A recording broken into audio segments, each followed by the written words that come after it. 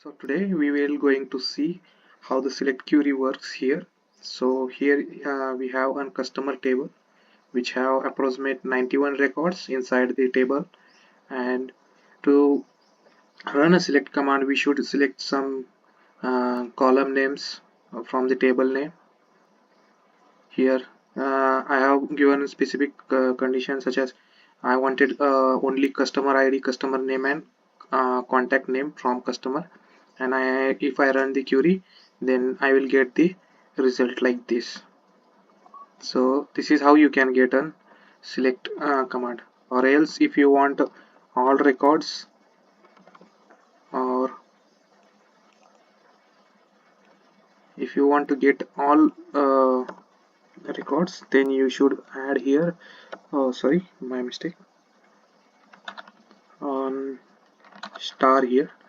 So select star from customers and run. I will execute the query, so I will get all the table here.